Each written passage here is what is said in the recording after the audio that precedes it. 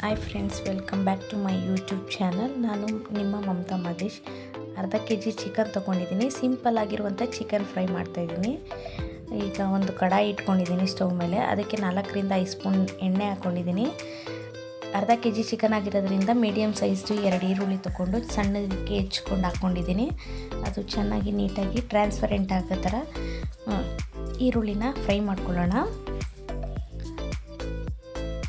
Fry ಮಾಡಿಕೊಂಡು ಚಿಕನಿಗೆ ಆಗಲಿ ಮಟನಿಗೆ ಆಗಲಿ ಆದಷ್ಟು ಸ್ಪೈಸಿನೆಸ್ ಇದ್ದರೆ ಚೆನ್ನಾಗಿರುತ್ತೆ. ನಮ್ಮ ಮನೇಲಿ ಸ್ಪೈಸಸ್ ಜಾಸ್ತಿ ಇಷ್ಟಪಡ್ತಾರೆ. ಸೊ ಅದಕ್ಕೆ 3 ಹಸಿಮೆಣ್ಸಿಕಾಯಿನ ಮಧ್ಯಕ್ಕೆ ಸ್ಲಿಟ್ ಮಾಡಿ ಹಾಕ್ಕೊಂಡಿದ್ದೀನಿ. ಅದನ್ನು ನೀಟಾಗಿ ಈರುಳ್ಳಿ ಮತ್ತು ಹಸಿಮೆಣ್ಸಿಕಾಯಿ ನೀಟಾಗಿ ಫ್ರೈ ಮಾಡ್ಕೊಬೇಕು. ಫ್ರೈ ಮಾಡ್ಕೊಳ್ಳೋಣ ನೀಟಾಗಿ. ನಿಮ್ಮ ಮನೇಲಿ ಮಕ್ಕಳೇನಾದ್ರು ತಿನ್ನೋದಿದ್ದರೆ ಸ್ವಲ್ಪ ಖಾರ ಕಮ್ಮಿ ಇಟ್ಕೊಳ್ಳಿ. ನಮ್ಮ ಮನೇಲಿ ನನ್ನ ಮಕ್ಕಳು ಇಲ್ಲ, ಸೊ ಅಮ್ಮನ ಮನೆಗೆ ಹೋಗಿದ್ದಾರೆ. ಅದಕ್ಕೆ ನಾನು ನನ್ನ ಹಸ್ಬೆಂಡ್ ಇಬ್ಬರೇ ಇರೋದು. ಅದಕ್ಕೆ ಸ್ಪೈಸಿಯಾಗಿ ಮಾಡ್ಕೊತಾ ಇದ್ದೀನಿ. ಸೊ ಒಂದೇ ಒಂದು ಮೀಡಿಯಮ್ ಸೈಜ್ ಟೊಮೆಟೊ ಕಟ್ ಮಾಡಿಕೊಂಡಿದ್ದೆ, ಅದನ್ನು ಹಾಕ್ಕೊಂಡು ಫ್ರೈ ಮಾಡ್ಕೊತಾ ಇದ್ದೀನಿ. ಟೊಮೆಟೊ ಸಾಫ್ಟಾಗಿ ಆಗೋ ತನಕ ಫ್ರೈ ಮಾಡ್ಕೊಬೇಕು. ಈರುಳ್ಳಿ ಜೊತೆ ಆದಷ್ಟಕ್ಕೂ ಟೊಮೆಟೊ ಹೊಂದ್ಕೋಬೇಕು, ಆ ಥರ ಫ್ರೈ ಮಾಡ್ಕೊಳ್ಳಿ.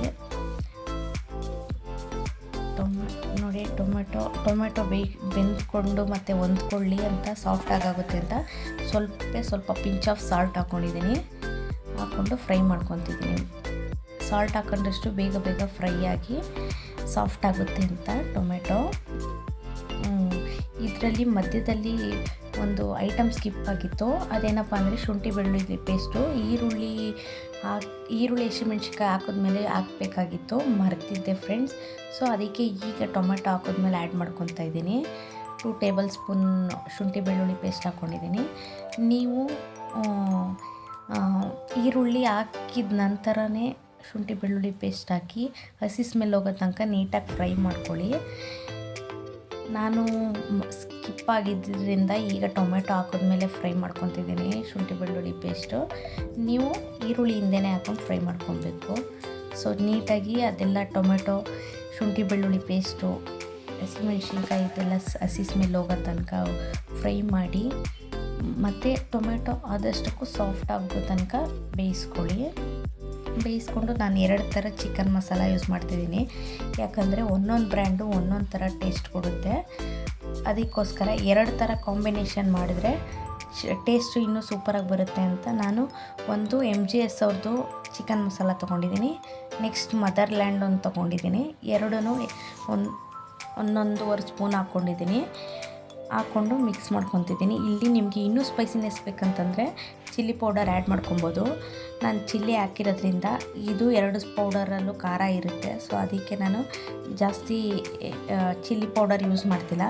ನಿಮಗೆ ಬೇಕು ಅಂದರೆ ಆ್ಯಡ್ ಮಾಡ್ಕೊಳ್ಳಿ, ಇಲ್ಲಾಂದರೆ ಸ್ಕಿಪ್ ಮಾಡ್ಕೊಳ್ಳಿ. ಅಥವಾ ಚಿಕನ್ ಮಸಾಲೆನೂ ಅಷ್ಟೇ, ನಿಮಗೆ 2 ಥರ ಹಾಕೋದಕ್ಕೆ ಆಗಲ್ಲ ಅಂತಂದರೆ ಒಂದೇ ಚಿಕನ್ ಮಸಾಲ ಹಾಕ್ಕೊಂಡು ಮಾಡ್ಕೊಬೋದು.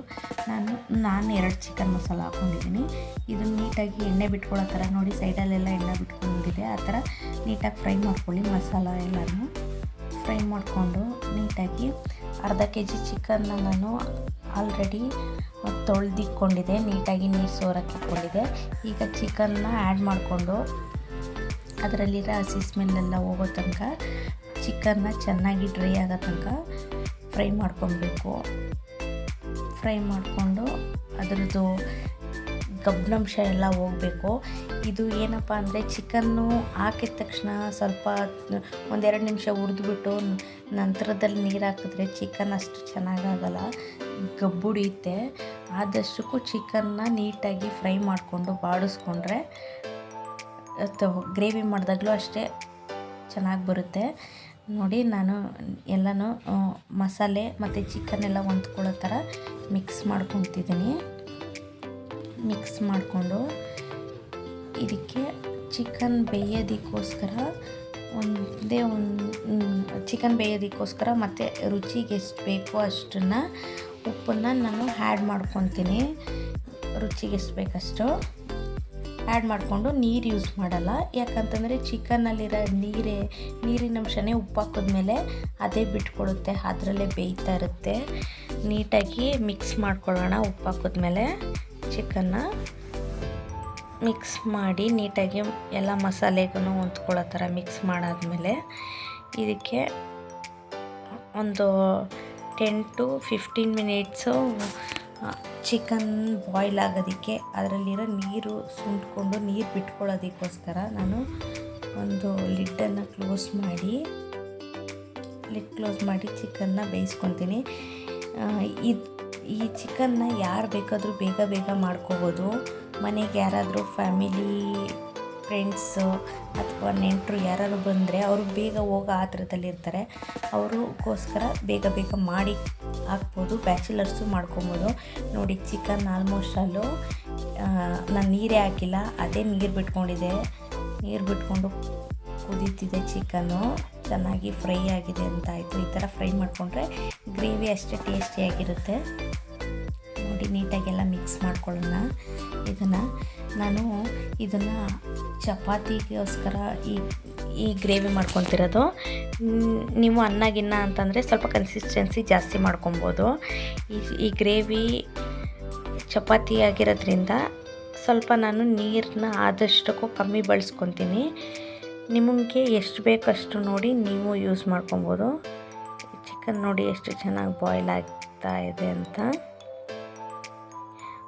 ಇದನ್ನು ಬ್ಯಾಚುಲರ್ಸ್ ಕೂಡ ಮಾಡ್ಕೊಬೋದು ಬೇಗ. ಯಾಕಂತಂದರೆ ಮಿಕ್ಸಿ ಇರಲ್ಲ, ಕೆಲವೊಬ್ಬರು ಮಿಕ್ಸಿ ತಂದಿಟ್ಕೊಂಡಿರಲ್ಲ. ಹಾಗಾಗಿ ಈರುಳ್ಳಿ ಟೊಮೆಟೊ ಕಟ್ ಮಾಡಿ ಚಿಕನ್ ಮಸಾಲ ಯೂಸ್ ಮಾಡಿ ಬೇಗ ಮಾಡಿಕೊಂಡು ಬೇಗ ತಿನ್ಕೊಬೋದು. 15 to 20 ಮಿನಿಟ್ಸಲ್ಲೆಲ್ಲ ಈ ಚಿಕನ್ ರೆಡಿಯಾಗಿಬಿಡುತ್ತೆ. ಸಾಕು, ನಾನು ಒಂದೇ ಒಂದು ಗ್ಲಾಸ್ ನೀರು ಯೂಸ್ ಮಾಡ್ಕೊಂಡಿದ್ದೀನಿ, ಅಷ್ಟೇ ಸಾಕು. ಯಾಕೆ ಬೆಂದು ಫ್ರೈ ಆಗಿ ನೀಟಾಗಿ ಕನ್ಸಿಸ್ಟೆನ್ಸಿ ಸೆಟ್ ಆಗುತ್ತೆ ಅಂತ. ನಿಮಗೆ ಎಷ್ಟು ಬೇಕಷ್ಟು ನೋಡಿ ನೀವು ಅರೇಂಜ್ ಮಾಡ್ಕೊಳ್ಳಿ ನೀರನ್ನ.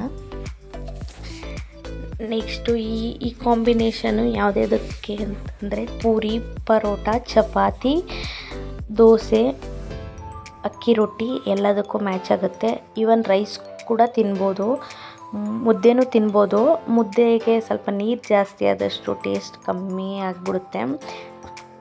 ಆದಷ್ಟಕ್ಕೂ ಹೊಂದ್ಕೊಂಡಂಗಿದ್ರೆ ಚೆನ್ನಾಗಿರುತ್ತೆ. ಈಗ 20 ಮಿನಿಟ್ಸು ಮತ್ತೆ ಲಿಡ್ ಕ್ಲೋಸ್ ಮಾಡಿ ಬೇಯಿಸ್ಕೊಳ್ಳೋಣ. ಇವಾಗ ಬೇಯಿಸ್ಕೊಂಡಾಗಿದೆ ನೋಡಿ, ಓಪನ್ ಮಾಡಿ ತೋರಿಸ್ತಾ ಇದ್ದೀನಿ. ಚೆನ್ನಾಗಿ ಚಿಕನ್ ಬೇಯ್ತಾ ಇದೆ, ಕುದೀತಿದೆ. ನಾನು ಯಾವುದೇ ಒಂದು ಚಿಕನ್ ಆಗಲಿ ಮಟನ್ ಆಗಲಿ ಲಾಸ್ಟಲ್ಲಿ ಕೊತ್ತಂಬರಿ ಸೊಪ್ಪು ಹಾಕ್ತೀನಿ. ಯಾಕಂತಂದರೆ ಅದರ ಅರೋಮ ಚೆನ್ನಾಗಿರುತ್ತೆ ಮತ್ತು ಗಾರ್ನಿಷಿಂಗ್ ಆಗಿ ಕಾಣುತ್ತೆ ಅಂತ ಯಾವಾಗಲೂ ಲಾಸ್ಟಲ್ಲೇ ಯೂಸ್ ಮಾಡೋದು.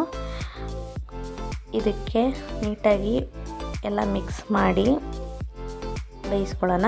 ನೀವು ಬೇಕು ಅಂತಂದರೆ ಇನ್ನೂ ಡ್ರೈ ಆಗಿ ಮಾಡ್ಕೊಬೋದು. ತಿಳಿ ಸಾಂಬಾರಿಗೆ ಅಥವಾ ಬೇಳೆ ಸಾಂಬಾರಿಗೆ ಸೈಡ್ ಡಿಶ್ಶಾಗೂ ಯೂಸ್ ಮಾಡ್ಬೋದು ನೆಂಚ್ಕೊಳ್ಳೋದಕ್ಕೆ.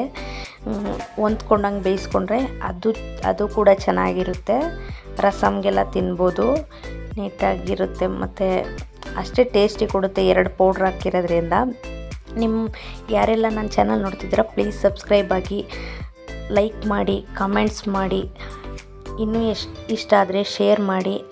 ನೋಡಿ ನೀವು ಒಂದ್ಸಲ ಮನೇಲಿ ಒಂದ್ಸಲ ಟ್ರೈ ಮಾಡಿ ಹೇಗೆ ಬಂತು ಅಂತ ಪ್ಲೀಸ್ ಕಮೆಂಟ್ ಸೆಕ್ಷನಲ್ಲಿ ತಿಳಿಸಿ. ನನಗೆ ಚೆನ್ನಾಗಿದೆ ಅಂತ ಅನಿಸ್ತಿದೆ. ನಾನು ಮಾಡಿರೋದು ನಿಮ್ಗೆ ಇಷ್ಟ ಆಗಿರುತ್ತೆ ಅಂತ ಅಂದ್ಕೊಂಡಿದ್ದೀನಿ. ಈಗ ಬನ್ನಿ ಚಪಾತಿ ಜೊತೆ ಸರ್ವ್ ಮಾಡ್ತಾಯಿದ್ದೀನಿ. ಇದು ನೈಟ್ ಊಟಕ್ಕೆ ನಾವು ಚಪಾತಿ ಮಾಡ್ಕೊಂಡಿದ್ದೀವಿ. ಈಗ ಅದಕ್ಕೋಸ್ಕರ ಗ್ರೇವಿ ಮಾಡಿದೆ. ನೋಡಿ, ಇಲ್ಲಿ ತನಕ ನೋಡಿದ್ದಕ್ಕೆ thanks for watching. Please subscribe ಆಗಿ, ಲೈಕ್ ಮಾಡಿ. ನಿಮಗೂ ಇಷ್ಟ ಆಗಿರುತ್ತೆ ಅಂತ ಅಂದ್ಕೊಂಡಿದ್ದೀನಿ.